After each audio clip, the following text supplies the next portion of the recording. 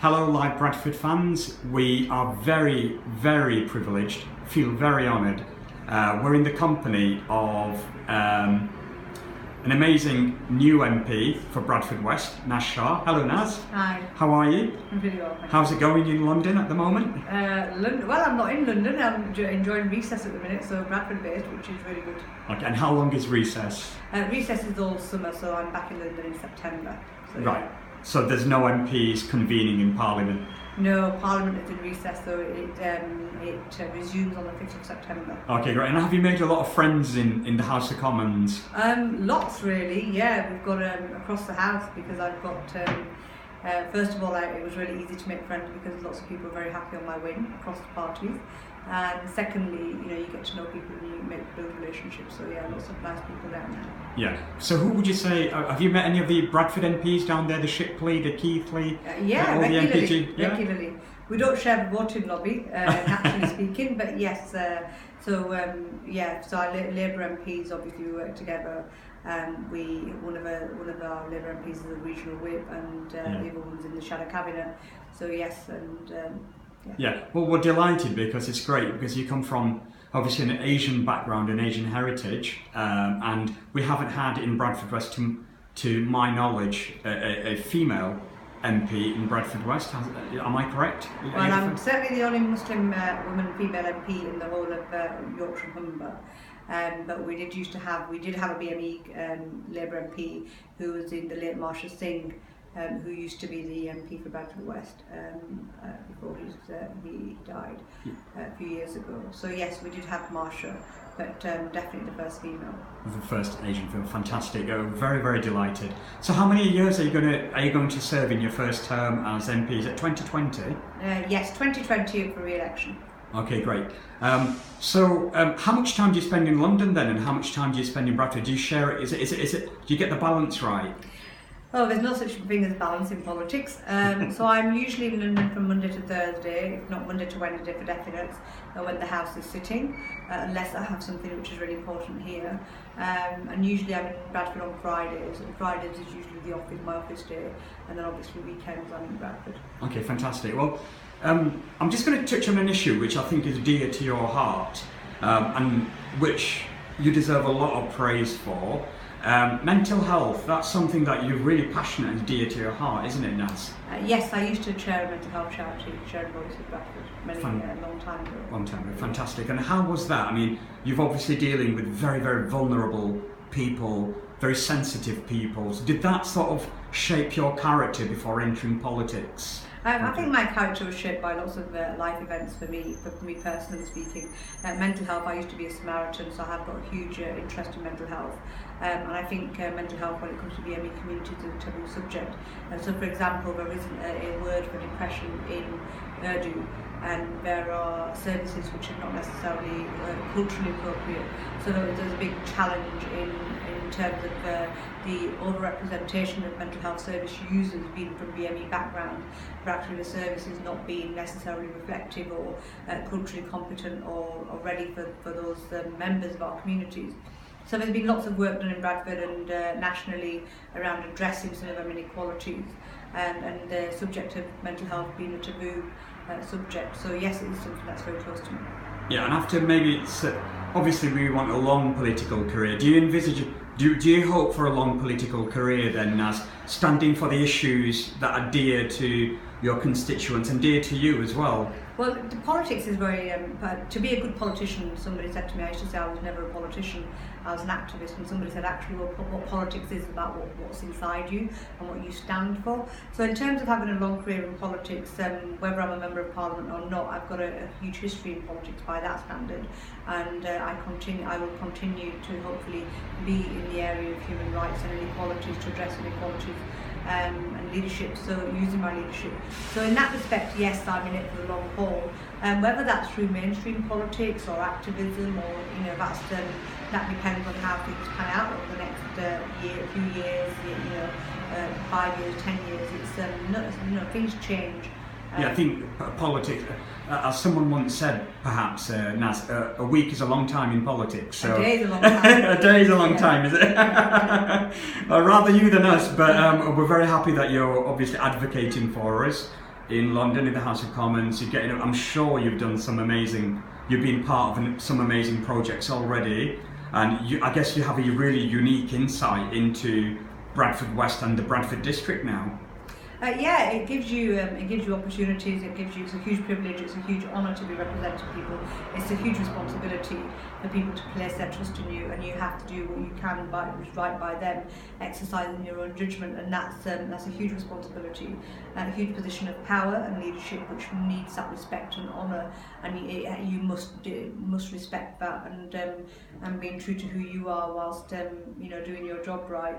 And balancing it all really, and being that voice in Parliament that people have elected you to be, it's a huge privilege to be in that position. Yeah. So, and in terms of insight, of course, not being a career politician and having come from a grassroots background and a very different background, as opposed to mainstream politics and coming through the PPE route, I suppose brings with it its challenges, but also huge advantages of knowing and connecting to communities, because you have a real understanding of what's happening and what the issues really are, having experienced them and lived them, as opposed to being disconnected from people. So yeah.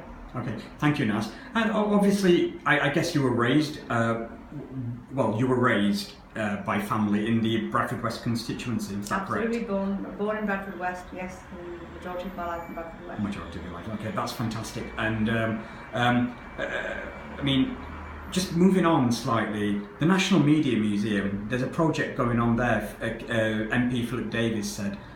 Were you a part of that, or what other projects have you been a part of? Okay, so the National Media Museum, there was issues going on around moving some of the artefacts from there to London, and there was a campaign. So I've been involved in it, but it's been led primarily by my colleague Judith Cummings, because that was something that she led on. And so we have been. So all the MPs in Bradford have played their part in having the meetings and discussions and influencing.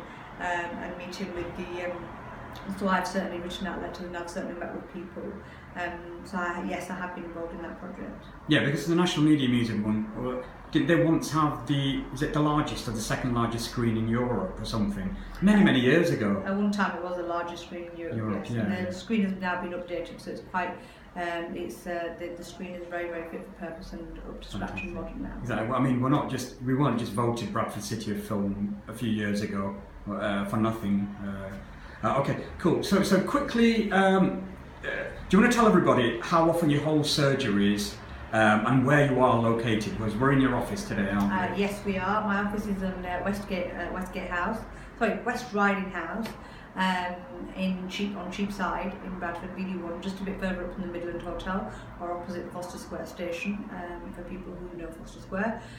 So yes, we hold regular surgeries every week, and I'm here on Fridays usually, subject to other meetings with other people across Bradford or across Yorkshire should I need to be.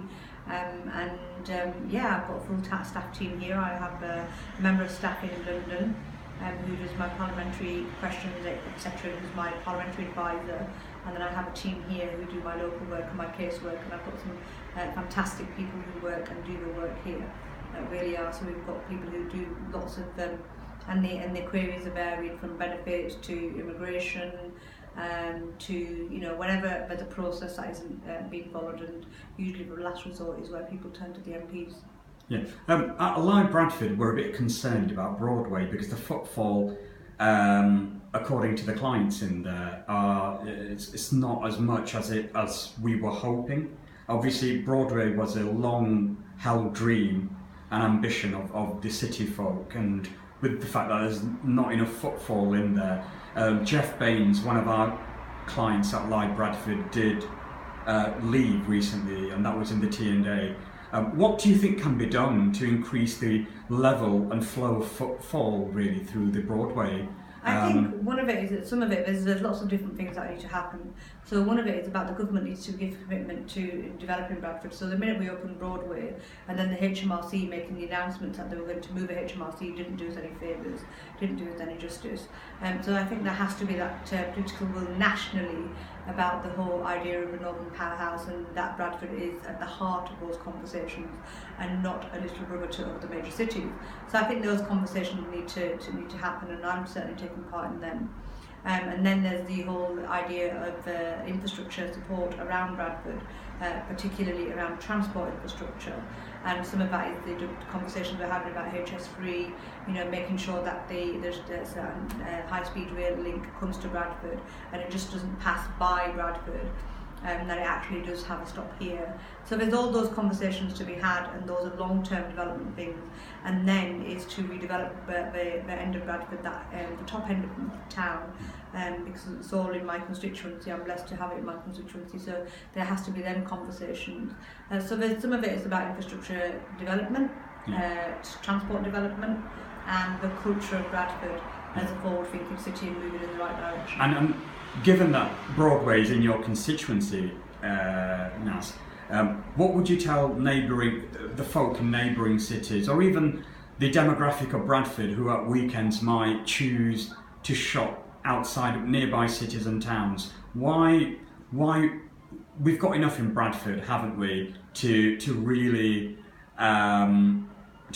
placate and keep the people of Bradford shopping in Bradford? What message would you like to send to them? I think people have to kind of this whole idea of rediscovering Bradford, because, like you said, Broadway was a very, very long time just an empty hole that was there for many, many years.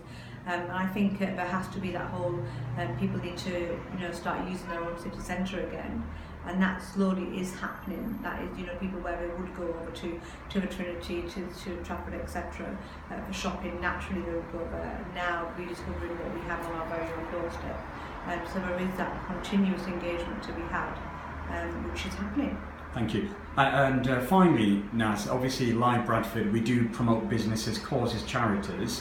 From the business point of view, we've been asked by the business community in Bradford to approach the MPs and say, would they give us a vote of confidence? Are you happy with the business community that exists in Bradford? Because the youth, especially, are very dynamic, aren't they, in Bradford? I think one of the things that we really, really have in Bradford is an entrepreneurial spirit which is second to none. It's second only outside of London. It's in a place second to London, and that's pretty evident, and that's really, really reflective of the kind of spirit of Bradford, if you like. So I think, yes, in terms of vote of confidence for businesses, absolutely, we have more entrepreneurs per head than most cities. We have 2 of the FTSE 100 businesses in Bradford, which is unique to Bradford. Sorry, 2 FTSE 100 businesses. So we have Morrison's and we have Provident Finance. So we have Fantastic. 2 FTSE 100 companies which are based in Bradford. So we've got a whole heap of stuff going for Bradford in businesses, in developing businesses, whether Crew Capital of the UK, there's lots of honours that Bradford holds. We've got huge, not just from a business point of view, but in terms of literature, history, in terms of Bradford is one place where you can be within 10 minutes of the city centre, 10-minute, 15-minute drive out, and you're in the beautiful Yorkshire countryside. So Bradford has huge potential, and the museum and everything else. We have the only peace museum, which I've just donated the summary report of a Chilcot inquiry to.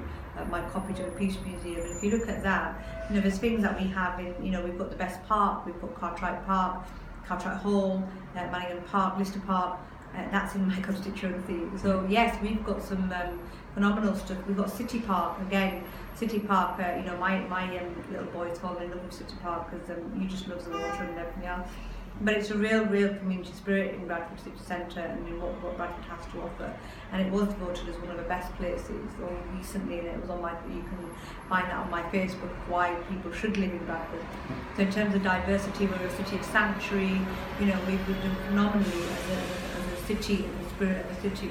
The City of Sanctuary is very reflective of the leadership and the community spirit of Bradford, which is about helping others who are in need, and certainly how we've played our part in the Syrian refugee crisis is evident again of the spirit of Bradford. So we have phenomenal amount to give and to offer, and beauty about the city. There's no place like it, I can honestly say. MP Naz Shah, thank you so much on behalf of Like Bradford. Thank you.